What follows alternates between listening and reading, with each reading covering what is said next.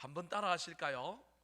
고난을 이기는 성도의 정체성. 고난을 이기는 성도의 정체성. 자, 오늘부터 베드로 전서라고 하는 성경을 우리가 살펴보며 나가려고 합니다. 먼저 베드로 전서의 개론을 살펴보려고 하는데요. 이 편지의 특징이 어떤 특징이냐 하면 두 가지 특징인데, 하나는 회람서신이요, 또 다른 하나는 공동서신이라고 하는 특징을 가지고 있습니다. 회람서신이라고 하는 것은 편지 하나를 적어서 어느 지역에 보내면 그 지역에서 그 편지를 읽고 나면 필사를 하든 복사를 하든 그렇게 하든지, 아니면 그 편지를 또 다른 지역에 돌려서 읽는 거예요. 이걸 회람서신이라고 하는 거예요. 에베소서라고 하는 성경은 에베소에 있는 교회에게 보낸 거예요. 그 교회에 있는 사람들만 읽으면 되는 거예요. 근데 베드로 전서는 특정한 어떤 지역에 보낸 게 아니고 어떤 지역의 주변에 있는 모든 사람들이 읽어볼 수 있도록 보낸 거예요. 그래서 1장 1절에 보면 여러 지역이 나와요. 뭐 본도, 갈라디아, 갑바도기아, 비두니아, 이 지역에 있는 사람들에게 편지를 필사하든지, 아니면 가지고 온 그 편지를, 전달된 편지를 또 다르게 전달해서 읽는 편지를 무슨 서신이라고 하느냐 하면 회람서신, 그렇게 이야기합니다. 그래서 이 회람서신을 또 다른 말로는 뭐라고 얘기하냐면 공동서신이다, 공동으로 많은 공동체에 보내진 편지다, 그렇게 이야기합니다. 오늘 본문 앞에 나오는 오늘 우리가 강의하고 있는 이 베드로전서 앞에 나오는 성경책이 야고보서입니다. 이 야고보서부터 베드로전후서, 그리고 요한 1, 2, 3서, 그리고 유다서, 계시록 앞에까지 있는 이 모든 성경을, 8권의 성경을 회람서신 또는 공동서신이라고 합니다. 그러니까 베드로전서는 누가 기록했느냐 하면 베드로라고 하는 예수님의 수제자가 기록했는데, 이 편지를 받는 사람은 어떤 특정한 사람이나 특정한 지역이 아니라 여러 지역의 사람들에게 보내져서 함께 공유하며 읽었던 성경이라는 겁니다. 이 성경의 저자가 베드로인데 베드로가 기록하지 아니하였다고 볼 증거는 없습니다. 대체로 다 모든 성경학자들이 누가 이 편지를 지었다고 얘기하느냐 하면 베드로 사도가 지었다고 얘기합니다. 왜냐하면 본문에 그것을 명확하게 밝히고 있기 때문에 그렇습니다. 1장 1절에 보면 예수 그리스도의 사도 베드로는, 그러면서 편지를 누가 쓰고 있느냐 하면 베드로라고 하는 예수님의 사도, 제자 중에 수제자가 쓰고 있다, 그렇게 말합니다. 물론 이 시대에는 이름이 같은 사람들이 많이 있으니까 저 베드로가 예수님의 수제자인지 아닌지 어떻게 압니까? 이렇게 말할 수도 있지만, 그 당시에 사도라고 하는 명칭을 붙인 사람은 그렇게 많지가 않은 거예요. 예수님의 제자들과 바울 정도에게만 무슨 호칭을 붙였느냐 하면 사도의 호칭을 붙인 거예요. 그래서 저기 나오는 베드로는 예수님의 제자, 특별히 수제자 베드로다라고 인정할 수 있는 거예요. 베드로전서 5장에도 보면 이 베드로전서라고 하는 성경이 동일 인물인 또 다른 베드로가 적은 게 아니고 예수님의 수제자 베드로가 적었다라는 것을 명확하게 밝혀주고 있습니다. 자, 5장 1절 말씀 같이 한번 읽어볼까요? 시작. 너희 중 장로들에게 권하노니 나는 함께 장로된 자요 그리스도의 고난의 증인이요 나타날 영광에 참여할 자니라. 자, 편지를 쓴 베드로 사도가 자기 자신을 밝히면서 여러 표현을 쓰고 있는데 그 중에 하나가 그리스도의 고난의 뭐라고요? 증인이라는 거예요. 그러니까 예수님이 고난 받을 때 직접 눈으로 본 사람, 직접 그 고난을 가까이서 체험한 사람. 물론 베드로는 나중에 부인하기는 했지만 그럼에도 불구하고 지금 그 고난의 현장을 목격한 사람이 그렇게 많지 않은데 그 중에 자신이라는 거예요. 그러니까 1장 1절과 5장 1절로 미루어 볼 때 이 베드로 전서라고 하는 성경은 분명히 예수님의 수제자인 사도 베드로가 적었다라는 거예요. 그렇다면 어디에서 적었을까요? 이 베드로 전서의 개론을 살펴보는 가운데 첫 번째가 편지의 특징을 살펴봤고, 두 번째가 기록자를 살펴봤다고 한다면 어디서 적고 있는지도 중요해요. 베드로 전서에서 베드로 사도가 이 편지를 어디서 적고 있는지를 우리에게 짐작할 수 있는 표현을 하나 쓰고 있는데, 그것이 뭐냐 하면 바벨론이라고 하는 단어를 쓰고 있습니다. 자, 5장 13절에 그 표현이 등장하는데 한번 읽어볼까요? 시작. 택하심을 함께 받은 바벨론에 있는 교회가 너희에게 무난하고 내 아들 마가도 그리하느니라. 지금 베드로와 마가라고 하는 마가복음의 저자가 있는데 이 바나바의 조카이기도 한 이 마가가 함께 지금 뭐 하고 있느냐 하면 함께 한 장소에서 이 편지를 쓰고 있는 거예요. 물론 11절에 보면 실라라고 하는 사람도 같이 있어요. 어쩌면 이 베드로전서는 실라가 대필했을 가능성이 있다. 그래서 뭐 어떤 사람들은 베드로는 어부고 뭐 학문이 부족하니까 글을 잘 몰랐기 때문에 이렇게 했을 것이다, 그렇게 말하는 사람들도 있지만, 바울도 자기가 직접 성경에 여러 권을 쓴 게 아니라 대필한 사람들이 있어요. 대필이라고 하는 건 그냥 가짜로 만들었다는 게 아니라 옆에서 부르고 본인이 대서 자기가 썼을 뿐이지 자기 작품은 아니라는 거예요. 그러니까 실라라고 하는 사람이 이 베드로 전서를 직접 썼지만 불러주기는 누가 불러줬다라는 거예요? 베드로가 불러줬다는 거예요. 앞에 13절 말씀을 다시 한번 보여주시겠어요? 그런데 그때 마가도 그곳에서 있는데 뭐라고 얘기하냐면 택하심을 함께 받은 바벨론에 있는 교회가 너희에게 무난한다라는 거예요.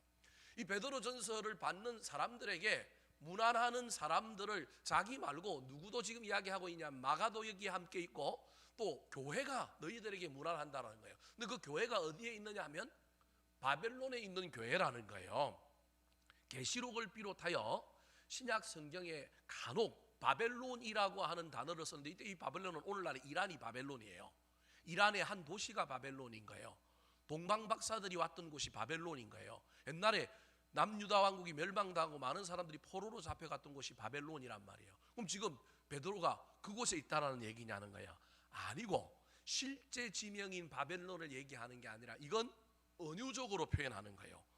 고난이 아주 심할 때 이 고난의 주체가 로마 황제를 비롯한 로마 정부인데 로마 정부에게 이 편지가 발각될 경우에 이 편지가 어디서 보내졌는지를 알면 그곳에 있는 교회를 핍박할 가능성이 있으니까 아보식으로 표현하고 있는 거예요. 우리 교회도 저 아프리카에 옛날에 우리 교회 교육자로 있다가 가신 분이 선교사로 가 있어요. 저한테 편지를 보내는데 꼭 편지에 여러분 교회라고 하는 말을 안 써요. 그냥 초성만 따가지고 기억이라고 쓰고요. 자기 이름을 안 밝혀요. 자기 나라 국가 이름도 안 밝혀요. 뭐라고 하느냐 하면 이영, 지읒, 리얼 이렇게 밝혀요. 제가 말은 하지 않겠습니다. 이게 녹음이 되니까. 그러니까 아모식으로 이야기를 하는데 읽는 저는 저게 무슨 말인지 알아요, 몰라요? 알아요. 그런데 그 나라에 있는 사람이 한글을 잘 모르는 사람이 한글도 잘 모르는데 이런 식으로 쓰면 그게 정확하게 무슨 명칭인지 모르는 거예요. 그래서 보안을 유지할 수 있는 거예요. 로마가 믿는 사람을 막 박해하는데 지금 로마에 있는 교회에서 사도 베드로가 이 흩어진 사람들에게 편지를 보내는데 이게 로마가 지금 눈을 시퍼렇게 뜨고 믿는 자들을 핍박하려고 하고 있는데, 아니 로마에 교회가 있어? 그걸 알게 되면, 이 편지가 발각되어서 알게 되면 로마의 교회가 위협을 당하고 로마에 있는 믿는 자들이 핍박을 당할 가능성이 있으니까 로마에 있는 교회라고 표현하지 않고 뭐라고 표현한 거예요? 바벨론에 있는 교회 이렇게 표현한 겁니다. 저 말은 무슨 교회라는 거예요? 로마 교회라는 거예요. 이건 계시록에 가면 더 많이 등장하는 단어가 바벨론인데 알고 보면 이 바벨론이 어디냐면 로마를 의미하고 로마 황제를 지칭할 때 쓰는 암호와 같은 표현인 겁니다. 지금 사도 베드로는 어디에 있느냐 하면 로마에 있습니다. 로마에 있으면서 핍박 때문에 흩어져 있는 믿는 자들에게 위로하고 견면하기 위하여 뭘 쓰고 있느냐 하면 편지를 보내고 있는 겁니다. 자, 그러면 언제 이 편지를 썼을까요? 자, 기록 연대는 주후 63년에서 68년경에 썼다고 볼 수 있습니다. 왜 그렇게 해석할 수 있느냐 하면 아까 이 편지에서 사도 베드로가 자기가 어디에 있다고 지금 이야기하고 있냐면 로마에 있다고 이야기하는데, 유대의 역사를 연구했던 유세비우스라고 하는 역사학자가 교회의 역사를 성경에 말고 또 다른 교회의 역사들을 많이 기록해놨는데 그때 사도 베드로가 로마에 간 연도를 밝혀놓고 있는 거예요. 그게 언제냐면 주후 63년에 로마에 들어가서 68년에 네로 황제에게 핍박을 받아서 십자가에 거꾸로 매달려 죽는 거예요. 그러니까 63년, 64, 65, 66 67, 68, 6년 동안에 베드로가 로마에서 교인들을 훈련하고 목회하면서 로마 교회를 세우다가 로마 황제의 핍박 때문에 그가 나중에 로마를 피신하여 나오다가 그 유명한 코바디스라고 하는 영화에 나오는 것처럼 주님이 넌 도망가자, 난 여기 있는데, 그 환상을 보고 베드로가 다시 로마에 들어가서 네로 황제에게 핍박을 받아 십자가에 거꾸로 달려 죽는 이야기가 기록되어 있는 거예요. 그러니까 그 기록에 의하면 사도 베드로는 63년부터 68년 사이에 어디에 있었느냐 하면 로마에 있었던 거예요. 그러니까 이 어간에 편지를 썼을 가능성이 있는 거예요. 여기서 이제 문제가, 그러면 구체적으로는 어느 때 썼을까? 63년에 썼을까? 64년에 썼을까? 65년에 썼을까? 66년에 썼을까? 67년에 썼을까? 아니 목사님 그게 뭐 중요합니까? 저 정도만 해도 얼마나 그 귀한 건데요. 이렇게 말할 수 있지만 오늘 본문에 나오는 이야기들을 통하여 이 베드로전서를 살펴볼 때 베드로전서의 가장 중요한 문제가 고난받는 사람들의 이야기라는 거예요. 그 고난이 어떤 고난이냐에 대한 이야기를 이해를 해야 되기 때문에 이 연도가 중요한 거예요. 네로 황제가 기독교를 핍박할 때 그 핍박의 빌미로 삼았던 것이 뭐냐 하면 로마에 화재가 일어나는 거예요. 근데 그 화재가 일어난 걸 보고 정확하게 지금 현재 세계 역사에서 이 화재가 네로가 일으켰다, 우리는 흔히 그렇게 알고 있는데 정확하게 네로가 일으켰다라고 판명된 건 아니지만 여하튼 화재가 일어난 거예요. 화재가 일어났는데 그 화재를 보면서, 불난 걸 보면서 불구경을 하면서 이 네로가 뭘 했느냐 하면 막 시를 짓고 그 다음에 뭐 했느냐 하면 막 노래를 부르고 이랬는데 이게 백성들 사이에 좋은 여론을 형성하지 못하고 자기의 황제 건의가 원로원을 통하여 자꾸 공격을 받을 때 이 불난 것을 좀 누구한테 뒤집어 씌워야 될 상황이 생긴 거예요. 그래서 이때 이걸 누구에게 뒤집어 씌우느냐 하면 예수 믿는 사람들, 기독교인들이 불을 내었다 뒤집어 씌워서 주후 64년부터 대대적인 핍박을 자행합니다. 그러니까 지금 이 베드로전서라고 하는 이 이야기의 배경이 이때 이 핍박 때문에 흩어졌던 사람들에게 보내는 편지이지 않을까? 여러분 추측일 뿐입니다. 그래서 주 64년 이후에 적었을 것이다. 베드로는 63년부터 68년 사이에 로마에 있었지만 특별히 이 편지를 적은 건 로마의 대화재가 일어나고 기독교를 핍박하던 64년부터 있었을 것이다. 그렇게 말하는 것이 예전까지의 연구의 초창기의 설이었습니다. 이게 새로 나온 설이 하나 있어요. 여러분 이거 몰라도 되지만 저는 공부를 많이 해갖고 여러분에게 좀 자랑하고 싶어서 늘 좀 설명을 하니까 오해하지 말고 들으십시오. 최근에 나오는 설이 하나 있는데 그건 뭐냐 하면 네로가 황제가 되고 난 다음에 자기 이복 동생의 아내를 빼앗습니다. 이거는 우리로 쓰면 우리 정서는 이해가 안 되지만 로마 시대는 이런 일이 허다했고요. 예수님 당시에도 헤롯 왕도 막 이런 일이 허다하잖아요. 이런 게 허다한 거예요. 왜냐하면 이게 정권 때문에 정략적인 결혼이 많기 때문에 옛날에 서로 궁궐에서 또는 도시에서 자기들끼리 사랑했는데 결혼을 엉뚱하게 시켜놓은 거예요. 그래서 나중에 빼앗아오고 막 이런 일들이 생기는데 네로가 자기 정실 부인이 있음에도 불구하고 자기 동생을 죽이고 아내를 빼앗아 옵니다. 근데 이 아내가 유대교 정통 유대교의 정통한 여자예요. 그러니까 유대교의 믿음, 유대교 신앙이 아주 강한 여자인 거예요. 이 여자가 어디에 들어오느냐면 네로에게 들어오는 거예요. 근데 네로가 로마 시내를 로마를 자꾸 보니까 유대인들끼리 자꾸 싸워요. 유대인들끼리 왜 싸울까요? 정통 유대인들과 유대교에서 어디로 개종한 사람? 기독교로 개종한 사람들이 자꾸 싸우는 거예요. 로마인의 눈에는 보면 이게 다 같은 기독교로 보이는 거예요. 세상 사람들이 보기에는 우리나 신천지나 안상홍 정인회나 다 똑같아 보이는 것처럼 로마인 눈에 네로의 눈에는 처음에는 다 똑같아 보였는데 자기 아내가 유대교의 정통한 신앙심을 가진 아내가 하나 들어오니까 이 아내 때문에 유대인들이 다 똑같은 유대인들이 아니라 하나는 정통 유대교이고 하나는 또 다른 예수를 믿는 기독교인이라는 걸 알게 된 거예요. 근데 팔은 어디로 굽어요? 안으로 굽는 거예요. 그래서 자기 아내 때문에 빼앗아온 아내 때문에 이 아내의 말을 듣고 정통 유대교인들은 좋은 사람, 그 다음에 기독교로 개종한 사람은 무슨 사람? 나쁜 사람. 이런 논리가 만들어진 거예요. 그럼에도 불구하고 처음부터 이 기독교로 개종한 유대인들을 핍박할 수 없으니까, 이들이 너무 싸우니까 이 네로 황제가 초창기, 베드로는 63년에 로마로 들어갔지만 네로 황제는 그 전부터 58년부터 황제가 돼 있고 그때 아내가 들어온 거예요. 그래서 네로 황제가 이 유대인들이 싸우고 도시가 혼란스러운 바람에 머리가 골치가 아픈 거예요. 우리나라도 지금 중국인들 많이 들어와고 외국인들 많이 들어와갖고 뭐 저 부천이라든지 저 안산이라든지 이런 데는 때로는 뭐 무법천지가 되고, 옛날에 뭐 엊그제 한 몇 주 전에는 뉴스 보니까 막 외국인들끼리 서로 막 자동차 안에 들어가는 사람 막 빼내갖고 두드리 패고 막 뭐 이런 것들 나오잖아요. 우리나라 땅인데 쥐들끼리 할부하면 기분이 좋아요, 나빠요?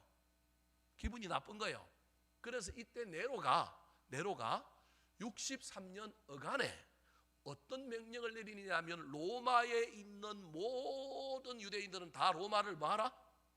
떠나라라고 하는 명령을 내려요. 그래서 여러분 사도행전에 보면 아볼로라고 하는 사람이, 그 다음에 브리스길라와 아굴라와 브리스길라고 하는 사람이 어디에서 오느냐면 로마에서 피신을 와요. 왜냐하면 그때 이런 명령이 한번 내려진 거예요. 자, 로마는 이게 특별히 황제의 도시인데, 아니 유대인들이 니들이 이민족이 들어와갖고 니들끼리 자꾸 싸우니까 골치 아프니까 전부 다 나가라.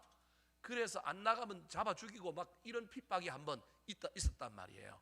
이 핍박은 기독교인들만 향하여 펼쳐진 핍박이 아니라 유대인들과 기독교인들에게 동시적으로 일어났던 핍박인데, 이 베드로전서의 배경이 이때이다라고 주장하는 요즘의 학자들이 나온 거예요.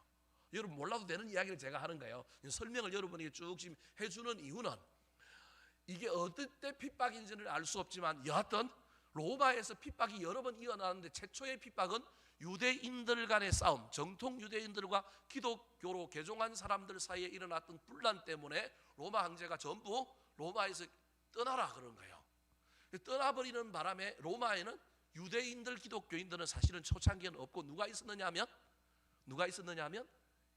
이방인들 중에 믿은 사람들만 남아 있었던 거예요. 원래는 누가 로마 교회의 리더십을 쥐고 있었느냐 하면 유대교회에서 개종한 사람들이 리더십을 쥐고 있었는데, 이들이 다 떠나버리고 난 다음에 이제 이방인들만 구성되는 사람들이 이 신앙생활을 딱 해야 되는데, 신학적으로 문제가 생기고 어려움이 생긴 거예요. 그래서 이들을 돕기 위하여 이방인의 사도는 누구예요? 사도 바울. 그래서 사도 바울이 무슨 성경을 써요? 로마서를 쓰는 거예요.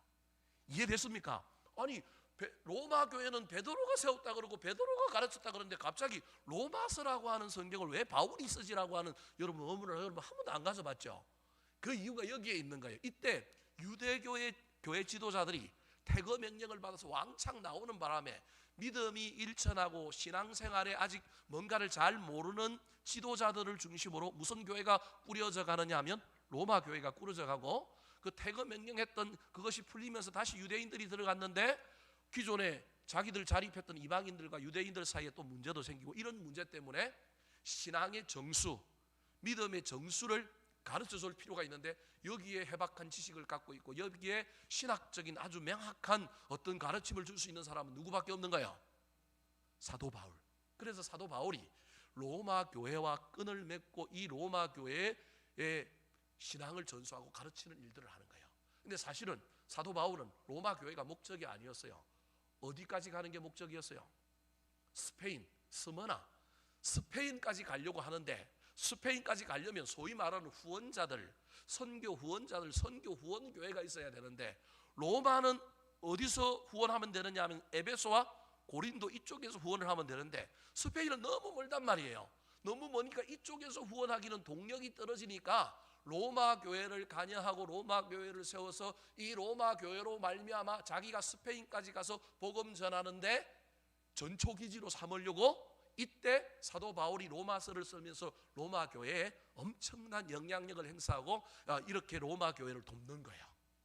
그래서 나중에 사도 바울이 로마에 죄수가 되어서 잡혀가서 그 꿈을 실현하고 거기서 자기가 풀려나서 내가 어디까지 가리라? 스페인까지 가려. 근데 사실은 스페인까지 못 간단 말이에요. 스페인까지 가서 복음을 전하여, 왜냐하면 그 지역의 그 시대의 세계가는 땅 끝이 어디였느냐면 스페인이었단 말이에요. 스머나 스페인이었단 말이에요. 그래서 이 스페인까지 가는 게 예수님의 명령이고 사도행전 1장 8절이니까 사도 바울의 유일한 목적은 스페인까지 가는 거예요. 내가 스페인까지 복음 전하리라. 근데 이제 로마에서 사도 바울의 그 선교 여정이 끝나버리는 거예요. 제가 지금 여러분에게 혼란스러울지 모르겠지만 몇 가지를 설명하는 것 중에 하나가 로마서가 왜 이렇게 지어졌는지, 로마에 있는 유대인들과 이방인들 사이에 일어났던 문제가 어떤 것인지를 여러분이 설명하는 거예요. 정확하게 베드로전서의 이 고난이, 이 박해가 언제 일어난 건지는 모릅니다. 이게 주 64년 이후에 로마의 대하제 이후에 네로 황제로 인한 박해로 말미암아 흩어진 자들인지, 아니면 그 전에 유대교 정통 유대교인들과 개종한 기독교인들 사이의 분란으로 인하여 로마 황제가 너희들 다 떠나라 하는 것 때문에 떠나지 않고 남아서 있으려고 했던 그 기독교인들이 죽임을 당하고 붙잡힘을 당하고 막 고난을 당해서 어쩔 수 없이 흩어졌던 이야기를 배경으로 하고 있는지는 알 수 없지만, 중요한 건 어찌되었든지 간에 고난당하는 사람들에 대한 이야기라고 하는 것을 기억했으면 좋겠습니다. 그래서 이 베드로전서의 큰 주제가 뭐냐 하면, 고난의 때에 붙잡아야 할 소망. 주제가 베드로전서는 소망입니다. 소망에 쓰신, 고난을 이기려고 하면 희망을 갖고 있어야 되고 뭘 품어야 되느냐 하면 소망을 품어야만이 이긴다라는 거예요. 그 소망을 주기 위하여, 그 희망을 주기 위하여 베드로 사도가 이 편지를 써서 그들을 위로하고 건면하고, 너희들 지금 고난 중에도 잘 버티고 있는데 끝까지 버텨라, 중도에 낙오하지 말고 이겨라, 그러면서 위로하고 있는 편지가 바로 이 베드로전서라고 할 수 있습니다.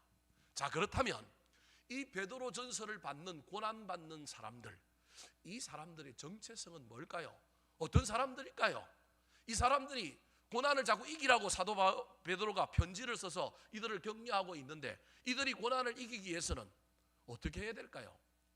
내가 누구인지 자기 정체성을 붙들면 흔들리지 않아요.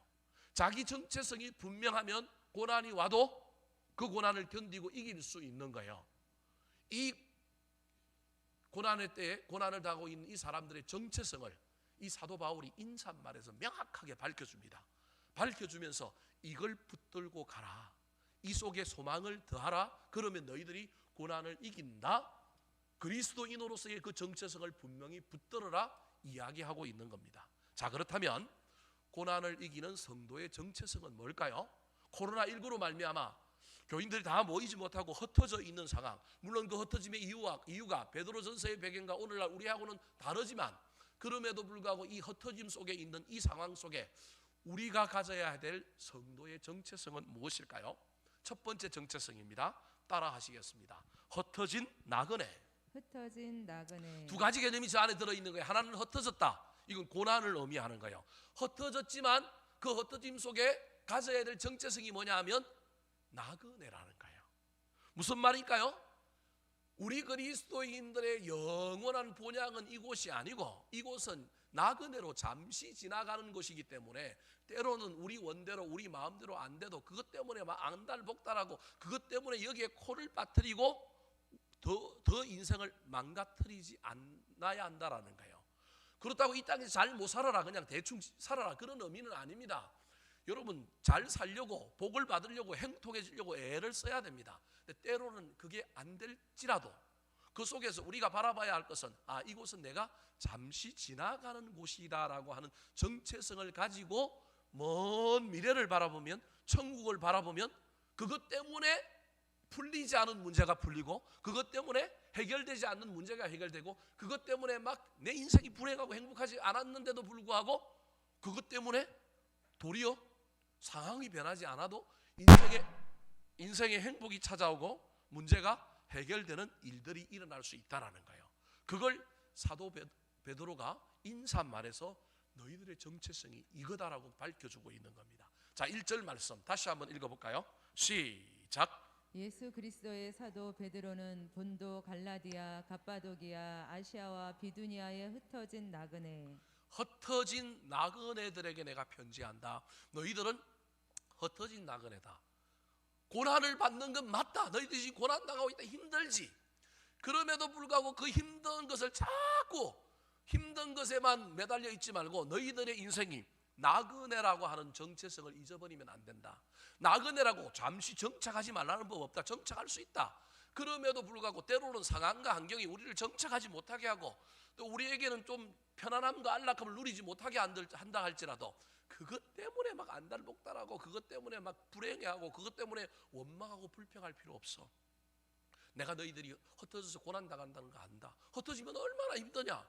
흩어져서 엉뚱한 곳에 낯선 곳에 가면 얼마나 그게 어렵고 얼마나 그 정착하기가 쉽지 않고 얼마나 힘드는지를 내가 안다. 그럼에도 불구하고 너희들이 가져야 될 그 모든 정체성의 최우선순위는 나그네라고 하는 것을 기억해야 된다는 거예요.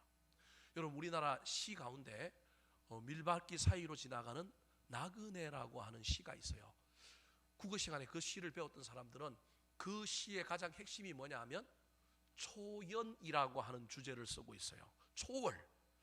현실을 초월하여 유유자적하게 그 길을 가는, 현실에 어려움이 있을지라도 그것을 넘어서서 가는 사람의 정체성을 어디에 담고 있느냐 하면 나그네에 담고 있는 거예요. 사랑하는 성도 여러분, 저와 여러분이 인생길 살다 보면 우리가 원하는 대로 우리가 뜻하는 대로 모든 게 이루어집니까? 그 이루어진다면 얼마나 좋겠습니까? 그렇다고 해서 세상을 막 전부 덩지고 그냥 뭐 자연인이 되어서 살라, 그게 나그네는 아닙니다. 나그네는요 세상을 덩지지 않습니다. 나그네는 세상에 삽니다. 근데 중요한 건 뭐 하지 않느냐 하면 매이지 않는 것이 나그네입니다. 저와 여러분이 지금 무엇인가 매여 있다고 한다면 나그네의 삶이 아닌 거예요. 우리는 이 땅에 살고 있지만 이 땅에 매이지 않습니다. 물질과 편안함과 안락함과 형통에 우리가 매여 있습니다. 그래서 그것을 이루려고 애를 쓰기도 합니다. 그리고 최선을 다하여 기도하고 때로는 하나님께 달라고 가야 합니다. 그러나 그게 이루어지지 않을 때는 때로는 또 초월하여 또 다른 곳으로 또 다른 일을 향하여 옮겨갈 수 있는 사람이 누구냐 하면 나그네입니다. 이 나그네라고 하는 단어를 제일 먼저 쓴 사람이 누구냐 하면 야곱입니다. 야곱. 창세기에 보면 요셉을 따라서 애굽으로 이주했던 야곱이 바로 앞에 서서 자기 인생을 표현하는데 뭐라고 표현하고 있습니까? 내 나그네 길의 세월이 130년입니다. 이렇게 표현해요. 그러면서 뭐라고 했냐면 그 세월이 어떻게 했다고요? 험악했다고 얘기해요. 그 얘기들을 문자 그대로 받아들이면 여러분 야곱은 성공한 인생이에요? 아니면 실패한 인생이에요? 실패한 인생이죠. 그걸 그 문자 그대로 받아들이면. 근데 그러면 여러분 야곱이 그러면 정말로 실패한 인생일까요? 진짜 야곱의 인생이 험악합니다. 왜 야곱의 인생이 험악하느냐 하면 형제끼리 미워하고 싸우고 죽이려고 덤비고 도망가고요. 도망가서 살았는데 20년 동안 막 쎄빠지게 종으로 살다가요. 외삼촌마저 자기를 속이고 막 자기한테 사기치려고 그래요. 그래서 사기 안 당하려고 자기도 먼저 외삼촌에게 뭐예요? 사기쳐요. 그죠? 사랑하는 아내를 얻기 위하여 엉뚱한 여자를 아내로 맞아들이고요. 근데 그 사랑하는 아내는 또 젊어서 뭐예요? 요절해버리잖아요. 일찍 죽어버리잖아요. 고향 땅에 들어와서 함께 편안한 여생을 누리지도 못하고 베들레헴 쪽에 쭉 오다가 예루살렘 올라가기 전에 베들레헴쯤 오다가 그 길에서 누가 죽어요? 라헬이 죽잖아요. 여러분 이런 차원에서 야곱의 인생을 보면 야곱의 인생이 얼마나 험악합니까? 세겜이라고 하는 땅에 왔는데 하나밖에 없는 외동딸 디나가 뭘 당해요? 강간을 당해요. 여러분 야곱 인생 한번 봐봐요. 세상의 눈으로 만약에 삐딱한 눈으로 보면 야곱은 여러분 제가 보기엔 야곱 제일 불쌍한 인간인 거예요. 형 에서에게 죽임을 당할 뻔한 거 위기 넘기려고 하다가 뭐가 돼요? 장애인이 되잖아요. 우리는 기도 응답받았다 그렇게 이야기하는데 세상 사람들 눈으로 보면 야곱이 뭐가 된 거예요? 장애인이 됐잖아요. 여러분 인생이 얼마나 험악해요.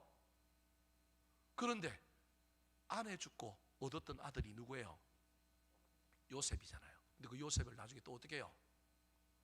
잃어버린 게 아니라 나중에는 잃어버렸다는 걸 알지만 그 당시에는 뭐 한 거예요? 죽었잖아요. 가장 사랑하는 아들, 아내 대신 의지하는 아들을 잃어버려 얼마나 울고 얼마나 그랬을까요? 아들을 먼저 보내는 아비, 아내도 보냈고 아들도 보냈고 아마 야곱의 인생이 아마 얼마나 해안에 젖었을까.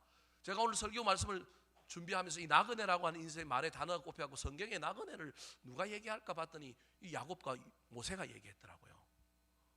근데 야곱의 인생을 보면요, 얼마나 이 인생이 불행한 인생인지 몰라요. 정말로 그의 인생이 나그네 인생, 험한 인생을 산 거예요. 그래서 그가 바로 앞에서 내가 참 나그네 인생길 살았는데 130년 살았는데 참으로 험악한 세월을 보냈습니다라고 고백하는 것이 정말로 맞는 고백입니다. 여러분, 그럼에도 불구하고 야곱의 인생이 그런 것만 있는 게 아니라, 제가 지금 무슨 얘기를 하려고 하느냐면 우리 인생이 나그네 인생이 우리 인생이 험악한 부분이 있어요. 저와 여러분에게도 험악한 일이 있다니까요. 그럼에도 불구하고 이 나그네 인생 가운데 여러분, 이 험악함만 있는 것이 아니라 또 뭐도 있어요. 좋은 일도 있는 거예요. 장자가 아닌데 장자의 복을 받아요. 기도의 응답의 복을 받아요. 한 민족의 뭐가 돼요? 조상이 되잖아요. 민족을 구원하는 놀라운 일들이 일어나는 것을 보게 되는 거예요. 여러분, 이게 나그네의 두 가지 정체성이라는 걸 잊어버리면 안 됩니다. 험악할 수밖에 없습니다. 흩어져서 지금 고난을 당하는 이 이스라엘 백성들을 향하여 너희들이 흩어진 나그네다. 너희들이 히브루라고 하는, 히브리인이라고 하는 말이 벌써 강을 건너서 막 돌아다니고 막 정착지가 없이 돌아다니는 그러한 민족이다. 너희들이 조상 때부터 그런 삶을 살았다. 나그네 된 삶을 살았다. 그런데도 불구하고 나중에 하겠지만 그렇게 유락하며 돌아다니는 민족을 하나님 너희들을 나중에 뭐예요? 선택하잖아요. 누구 백성으로? 하나님의 백성으로. 에서는 미워하고 누군 선택해요? 야곱은 선택하잖아요. 두 번째 할 이야기를 지금 제가 다 해버리고 있는 거예요. 하나님께서 그런 복을 주셨다라는 거예요. 그럼 그 이유가 뭐예요? 야곱이 야복강에서 기도하는 가운데 존재가 바뀌잖아요. 무슨 존재로 바뀌어요? 야곱에서 뭘로 바뀌어요? 이스라엘로 바뀌잖아요. 여러분, 그 순간에 나그네라고 하는, 흩어져 있는 나그네라고 하는 이 존재가 순례의 길을 향하여, 저 천국을 향하여 가는 순례자가 되는 겁니다. 나그네와 순례자는 똑같지만, 어떤 면에서는 똑같지만 내면이 바뀌면 나그네가 뭐가 되는 거예요? 순례자가 되는 거예요. 여러분, 저와 여러분이 흩어진 상황 속에서 살아가는 나그네지만 이 나그네의 삶에서 우리가 순례자로 변하게 되는 놀라운 역사가 일어났으면 좋겠습니다.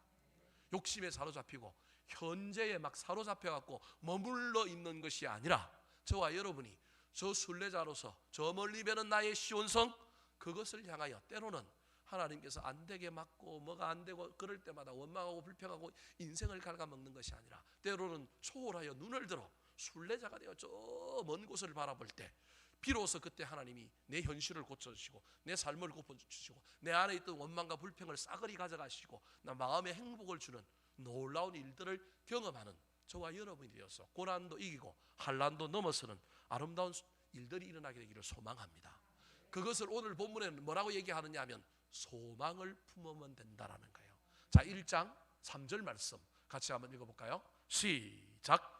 우리 주 예수 그리스도의 아버지 하나님을 찬송하리로다.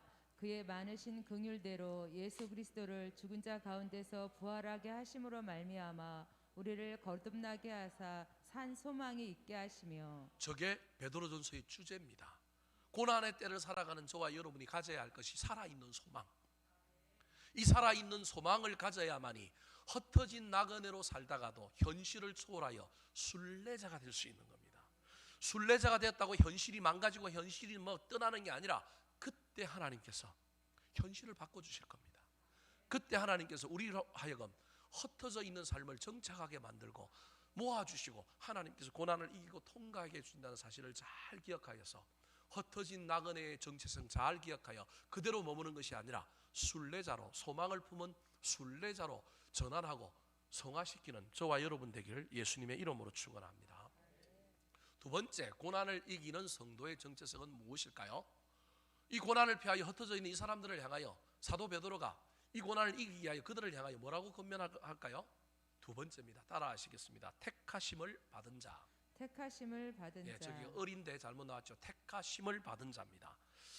자, 베드로가 말하는 나그네는 흩어져 있는 나그네지만 소망을 품은 순례자라는 거예요. 근데 뿐만 아니라 소망을 품은 순례자가 되기 위해서는 반드시 내가 하나님으로부터 뭘 받았다고요? 선택을 받았다, 택함을 받았다라고 하는 생각을 잊어버리면 안 된다는 거예요. 자, 2절 말씀 같이 한번 읽어볼까요? 시작. 곧 하나님 아버지의 미리 아심을 따라 성령이 거룩하게 하심으로 순종함과 예수 그리스도의 피 뿌림을 얻기 위하여 택하심을 받은 자들에게 편지하노니 은혜와 평강이 너희에게 더욱 많을지어다. 자, 하나님의 예수 그리스도의 사도된 베드로가 편지하는데 누구에게 편지하느냐 하면 1절에서는 흩어진 나그네에게 편지를 해요. 근데 2절에는 흩어진 나그네를 또 다르게 네이밍을 하고 있는데, 또 다르게 이름을 붙이고 있는데 뭐라고 이름을 붙여요? 택하심을 받은 자들에게 편지한다는 거예요. 그러니까 흩어진 나그네의 다른 이름이 뭐라고요? 택하심을 받은 자라는 거예요. 야, 내가 너희들 지금 처지를 안다라는 거예요. 너희들의 상황을, 너희들의 고난을 안단다는 거예요. 그래서 너희들이 지금 삶이 뭐냐면 흩어진 나그네라는 거예요. 근데 흩어진 나그네라고 너무 불쌍하게 생각하지 마라. 너희들이 흩어진 나그네가 현실은 흩어진 나그네지만 사한 소망을 품고 순례자가 되어라. 그러려면 너희들이 비록 지금은 흩어져 있고 고난 가운데 있지만 너희들이 뭐 받은 자라고요? 택함을 받은 자라고 하는 걸 잊어버리면 안 된다는 거예요. 근데 그 택함이 그냥 우연하게 그냥 어쩔 수 없는 택함이 아니라, 저기 보십시오. 저 택함에 삼위의 하나님이 다 나와요. 성부 하나님, 그 다음에 누가 나와요? 성령, 그 다음에 누가 나와요? 성자 예수 그리스도가 삼위의 하나님이 옛날부터 미리 예정하시고 선택하셨다라는 거예요. 이게 우연이 아니라 하나님의 섭리와 계획 가운데 너희들을 선택하셨기 때문에 지금 너희들의 상황이 고난 가운데 흩어진 나그네일다 할지라도 너희들 죽지 않아. 너희들 내가 버리지 않아. 내가 너희들을 어떻게 선택했는데, 에서는 버렸지만 누구는 선택했다고요? 야곱은 선택했다라는 거예요. 벌써 복중에서부터 선택해서 그의 어머니에게는 이야기를 해주잖아요. 근데 아버지 이삭만 모르는 거예요. 엄마 리버가는 아는 거예요. 근데 이삭은 몰라갖고 맨날 막 축복도 이상하게 하고 막 이러는 거예요. 이게 우연이 아니기 때문에 비록 고난을 당하지만 그 고난 속에도 뭐가 있느냐 하면 하나님의 선택은 살아있다는 거예요. 선택은 사랑입니다. 선택은 은혜입니다. 선택된 사람들은 하나님의 사랑을 받은 것입니다. 그래서 여러분, 선택에는 뭐가 있느냐 하면 희망이 있습니다. 비록 지금 현실은 눈앞에는 고난이 있고 흩어져야 하고 나그네의 삶을 살아야 하지만, 그렇다고 선택이 사라진 건 아니기 때문에 용기를 잃으면 안 됩니다. 선택의 목적은 버려둠이 아니라 사용하는 겁니다. 그래서 기다려야 합니다. 준비되고 훈련되어져야 합니다. 통과해야 합니다. 하나님께서 사무엘에게 기름을 준비하고 베들레헴에 가서 이새의 집에서 아들 하나에게 기름을 부으라고 명령하십니다. 내가 이새의 집안에 다음 왕을 선택했다고 말씀하십니다. 그래서 사무엘이 거기 가서 고르고 나중에 우여곡절을 겪어서 누구에게 기름을 부어요? 다윗에게 기름을 부어요. 수많은 아들들 중에 다윗이 뭘 받은 거예요? 선택을 받은 거예요. 막내, 볼품없는, 자기 행들보다 외모도, 아버지에게 사랑도 못 받는 이 다윗을 선택한 거예요. 다윗이 이뻤어요? 아닙니다. 선택받고 나니까 이뻐지는 거예요. 선택받고 나니까 멋진 영성가가 되는 거예요. 선택은 하나님의 주권적인 은혜예요. 우리에게 뭐가 선택받을 만한 자격이 있어서 준 것이 아니에요. 그 선택받은 게 은혜인 거예요. 근데 이 은혜를 잊어버리면 안 되는 거예요. 그 선택받았다는 걸 잊어버리는 순간에 은혜가 사라지는 거고, 그다음부터 아무 일도 일어나지 않은 거예요. 그럼 저와 여러분 선택받았다니까요. 이건 창세 전부터 성삼위 하나님께서 이미 계획 가운데 하신 거예요. 근데 문제는 다윗의 이야기를 봅시다. 다윗이 선택받아서 기름 부음을 받았는데 그럼 금방 왕이 돼요, 안 돼요? 안 되잖아요, 여러분. 무슨 삶을 살아요? 도망자의 삶을 살아요. 고난을 받잖아요. 고난을 받잖아요. 선택받았다고 금방 되는 것이 아니라는 걸 알아야 합니다. 그래서 지금 베드로 사도가 이 고난받는 믿음의 사람들을 향하여 너희들 흩어져 있지. 근데 너희들 선택받은 사람이야? 근데 선택받았다고 금방 문제가 해결되는 거 아니야? 참아야 돼? 통과해야 돼? 견뎌야 돼? 훈련받고 성숙해야 돼? 그러려면 선택받았다라고 하는 사실을 잊어버리면 안 돼. 그것이 너희들을 지탱시켜 줄 거야. 그것이 너희들을 세월을 통과하게 만들 거야. 그렇게 말하고 있는 겁니다. 그래서 뭐라고 얘기하고 있냐면 너희들이 선택받았다라고 하는 것을 하면서 동시에 선택받은 사람은 어떻게 살아야 하는지를 설명하고 있어요. 2절을 다시 한번 읽어볼까요? 2절. 자, 2절 말씀입니다. 시작. 곧 하나님 아버지의 미리 아심을 따라 성령이 거룩하게 하심으로 순종함과 예수 그리스도의 피 뿌림을 얻기 위하여 택하심을 받은 자들에게 편지하노니 은혜와 평강이 너희에게 더욱 많을지어다. 너희들은 선택받은 사람들이야. 선택받은 사람들이기 때문에 선택받은 사람은 고난도 넘어가야 돼. 당장 뭐가 일어나지도 않아. 너희들에게 힘겨운 흩어진 나그네의 삶이 있어. 근데 그때 너희들은 어떻게 살라고요? 고난 속에서도 거룩하게 살라는 거예요.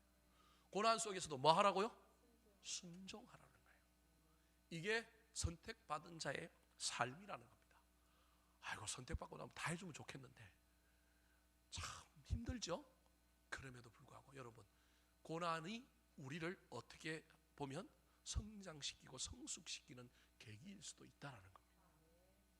인간이기 때문에 고난 안 받았으면 좋겠고 흩어지지 않았으면 좋겠습니다. 코로나19로 말미암아 교회를 흩으시고 성도들을 흩으시고 많은 일들이 우리 가운데 있습니다. 근데 이 일들을 향하여 이 일에 어떻게 반응할 거냐? 선택받은 자로서의 그 자기의 정체성 반드시 붙들고 더더욱 거룩하게 사느냐, 더더욱 순종하며 사느냐, 그것이 우리의 선택이 열매 맺는 것인지 우리의 선택이 아름답게 꽃을 피울 것인지를 좌우한다는 사실을 잘 기억하셔서 저와 여러분의 삶 속에 선택받은 자로서의 걸맞는 삶을 살아가게 되기를 예수님의 이름으로 축원합니다. 마지막으로 사도 베드로가 이 고난받는 이 초대교회 교인들을 향하여 성도들을 향하여 성도들의 정체성이 뭐라고 이야기할까요? 어떻게 해야 이 고난을 이길까요? 따라하시겠습니다. 은혜와 평강이 더욱 많은 자. 은혜와 평강이 더욱 많은 자. 고난을 이기려면 너희들이 흩어진 나그네라고 하는 걸 잊어버리면 안 돼. 어쩔 수 없이 고난이 있어, 흩어졌어. 근데 너희들이 그냥 나그네로만 사는 게 아니라 산 소망을 품고 순례자가 되어, 그러려면 너희들이 선택받았다는 걸 흔들리면 안 돼. 그 흔들리지 않는 사람은 삶을 그냥 원망하고 불평하며 사는 게 아니라 어떻게 사느냐 하면 거룩하게 사는 거야. 어떻게 사는 거냐 하면 순종하며 사는 거야. 그렇게 살면 너희들에게 뭐가 있느냐 하면 은혜와 평강이 있다라는 거예요. 2절 말씀 같이 한번 읽어볼까요? 시작. 곧 하나님 아버지의 미리 아심을 따라 성령이 거룩하게 하심으로 순종함과 예수 그리스도의 피 뿌림을 얻기 위하여 택하심을 받은 자들에게 편지하노니 은혜와 평강이 너희에게 더욱 많을지어다. 여러분, 저기 더욱이라고 하는 글자를 보시기 바랍니다. 지금 흩어졌어요. 고난을 받아요. 그래서 나그네처럼 막 정착하지도 못하고 떠돌며 살고 있어요. 근데 이 사람들이 그냥 흩어진 나그네로만 사는 게 아니라 뭘 바라보고 있냐? 산 소망을 가지고 순례자로서 저 하늘을 바라보고 부활을 바라보는 거예요. 선택받은 자로서의 그 자기 정체성을 잊어버리지 않고 더 거룩하게 살고 더 하나님의 말씀에 순종하려고 애를 쓰며 살아요. 이런 사람들에게 뭐가 있느냐 하면 은혜와 평강이 있는 거예요. 지금 고난 중에도, 흩어져 있는 중에도, 핍박을 받는 중에도 뭐가 있는 거예요? 은혜와 평강이 있는 거예요. 근데 이 은혜와 평강을 가지고 있는 사람들을 향하여 그것만으로는 안 돼. 고난이 더 지속될 거야. 고난이 더 올지도 몰라. 그래서 이미 지금 뭐가 있느냐 하면 은혜와 평강이 있다니까, 이 사람들에게. 근데 너희들에게 은혜와 평강이 더욱 많을지어다. 더 많아졌으면 좋겠다. 다르게 이야기하면 더 은혜를 받아라. 더 많은 은혜를 사모하고 더 많은 평강을 누려라. 그렇게 말하고 있는 겁니다. 여러분, 그러므로 고난 받을수록 더 많은 은혜 받아야 합니다. 은혜 받으려고 애를 써야 합니다. 그래야만이 여러분 이 고난을 형통으로 바꿀 수 있고 복으로 바꿀 수 있는 것입니다. 은혜는 우리 마음대로 받을 수 있는 건 사실은 아닙니다. 하나님의 절대 주권이기 때문에 하나님이 주시는 것입니다. 그런데 은혜의 핵심이 뭡니까? 은혜는 다른 게 아닙니다. 내가 가진 건 내 힘으로 가졌다고 생각하지 않는 것, 나의 나 된 것이 나 때문이 아니라 하나님께서 하셨다라고 하는 것을 깨닫는 것이 뭐냐면 은혜입니다. 우리는 설교 말씀 잘 듣고 난 다음에 은혜 받았다고 얘기하는데요, 우리는 뭐 복을 받으면 은혜 받았다고 얘기하는데 진짜 은혜의 핵심은 뭐냐면 누가 하셨다고 하는 걸 깨닫느냐 하면 하나님이 하셨다. 그러면 앞으로도 누가 하실 거라는 거예요? 하나님이 하실 거다. 이게 믿음이에요. 이게 은혜예요. 그래서 현실의 어려움이 있지만 내가 예전에 받았던 그 은혜 속에 그 은혜를 주신 분이 하나님이니까 앞으로도 이 고난 가운데서도 하나님께서 나에게 은혜를 주실 것이다. 그럼 이 믿음이 생기면 마음에 뭐가 넘친다고요? 평강이 넘치는 거예요. 여러분, 평강이 무슨 뜻일까요? 평강은 편안한 상태, 평안한 상태를 평강이라고 얘기합니다. 모든 사물의 평안한 상태는 자기 존재의 목적대로 있을 때 그것이 평안한 겁니다. 예를 들어 볼까요? 식칼은 주방에 있을 때 편안한 거예요. 총은 군인 손에 들어서 전쟁터에 있어야 평안한 거예요. 근데 그게 집에서 알코올 중독자 손에 들려지고 그게 어린아이 손에 들려지면 그 평안한 거예요? 아닌 거예요. 존재의 목적, 존재의 자체에 어떤 의미가 있는 것이 그대로 있을 때 그게 평안한 거예요. 그래서 은혜와 평강이라고 하는 이야기 속에 평강은 뭐냐 하면 하나님과 관계 속에 내 자리를 온전히 차지하고 있을 때 평강인 거예요. 우리는 이 평강하면 그냥 마음의 어떤 의미로 얘기하는데, 마음의 평강이 어디서 오느냐 하면 하나님과 나 사이의 관계의 영역에서 내가 있어야 할 자리에 온전하게 있을 때, 그걸 다른 말로 표현하면 그냥 예배자예요. 예배자로서의 삶, 신앙인으로서의 삶이 내가 그 자리에 있어야 할 자리에 그대로 있으면 비바람이 불고 풍랑이 일어나도 나는 있어야 할 자리에 있는 거예요. 식칼이 주방에 있는 것처럼, 총이 군인 손에 들려 있는 것처럼 내가 있을 자리에 있는 거예요. 여러분, 그때 뭐가 오느냐 하면 평강이 오는 거예요. 그때 뭐가 임하느냐 하면 은혜가 임하는 겁니다. 지금 이 사람들이 고난을 받잖아요. 그 고난을 받는 사람들이 지금 얼마나 많은 어려움 가운데 흩어져 있는지 몰라요. 집사님, 제일 앞에 있는 지도를 한번 보여주실까요? 1장 1절에 이 흩어진 사람들의 그 흩어진 장소가, 여러분 저기 보십시오. 아시아, 비두니아, 갈라디아, 본도, 가파도기아, 큰 글자로 보여요? 저 지역이 전부 터키 지역인데 지금은 도심지로 다 개발되었지만 신약시대 이 도시들은 전부 산골짜기예요. 가기가 힘든 곳이에요. 특별히 저기 갑바도기아라고 하는 곳에는 여러분 석회암의 바위들이 있는데 그 바위에 뭘 파요? 굴을 파요. 예배당을 만들고 집을 만들고 거기 들어가서 로마 황제의 핍박을 피하여 사람들이 거기가 있는 거예요. 거기 가서 하나님 섬기고 하나님께 예배하는 거예요. 이게 뭐라는 거예요? 평강이라는 거예요. 고난 가운데 있지만 이 사람들은 은혜를 받는 거예요. 고난 가운데 있지만 그 은혜 속에서 그들이 있어야 할 자리, 하나님과의 관계의 영역에서 올바른 관계를 잘 유지하고 있으니 그들 삶 속에 뭐가 넘치느냐 하면 평강이 넘치는 겁니다. 사랑하는 성도 여러분, 평안할 때, 좋은 시절에 평안을 누리고 평강을 누리는 것, 그건 쉽습니다. 근데 진짜 신앙인이라고 한다면, 진짜 저와 여러분이 믿음이 있다고 한다면, 때로는 우리가 인간이기 때문에 실패하고 또 넘어지고 자빠진다 할지라도 여러분, 우리는 늘 도전해야 될 게 고난 가운데, 힘든 가운데, 문제 가운데, 어려운 가운데 은혜를 받는 거예요. 그때 뭘 누리느냐 하면 평강을 누리는 거예요. 그래서 나하고 찢고 볶고 싸우고 나를 힘들게 하는 그 대적과 원수들이 저 이상하다. 나는 지금 싸우고 막 힘들어 죽겠는데 저 인간은 나하고 싸웠는데도, 나하고 불편한데도 저 인간은 뭐가 좀 이상하네. 도리어 우리가 풍성해지고 도리어 우리가 그 평강 때문에 부드러워져 가지고 그들을 품고 그들을 수용하여 그들의 노가, 그들의 분노가, 그들의 원망이, 그들의 연약함이 녹아지는 것을 경험할 때 저와 여러분이 예수님 닮은 사람 될 뿐만 아니라 그로 말미암아 우리의 고난이 사라지고 해결될 수 있다는 걸 기억하셨으면 좋겠습니다. 이 사도 베드로의 이 격면이 그 시대에 고난당하는 사람들에게 뿐만 아니라 오늘을 살아가는 우리에게도 여전히 적용되어졌으면 좋겠습니다. 어려움이 있습니까? 그래서 흩어져서 살아가고 있습니까? 뭔가 잘 되지 않고 이것도 되지 않고 그래서 나그네처럼 저와 여러분의 삶이 붕 떠 있습니까? 그것을 정착시키고 흩어진 것이 아니라 좋은 일 가운데, 좋은 상황 가운데 저와 여러분이 안정되게 살기를 원하십니까? 눈을 좀 들었으면 좋겠습니다. 초월하여 순례자로서 하나님을 바라보고 저 먼 미래를 바라봤으면 좋겠습니다. 이 땅에 있는 지금 현실에 벌어지는 것만이 내 모든 것이 아님을 조금만 눈을 들어 초월했으면 좋겠습니다. 뿐만 아니라 고난 가운데 있고 지금은 힘들지만 택하심을 받았다. 하나님이 나를 버리지 않을 거다. 합력하여 선을 이룰 거다. 그 믿음 가지고 삶의 현장에서 더욱 거룩하게 더욱 순종하며 살 뿐만 아니라 그로 말미암아 은혜와 평강을 누릴 때 고난이 사라지고 문제가 해결되는 것을 경험하는 저와 여러분 되기를 예수님의 이름으로 축원합니다. 한번 따라 하실까요? 고난을 이기는 성도의 정체성. 고난을 이기는 성도의 정체성. 흩어진 나그네. 흩어진 나그네. 택하심을 받은 자. 택하심을 받은 자. 은혜와 평강이 더욱 많은 자. 은혜와 평강이 더욱 많은 자.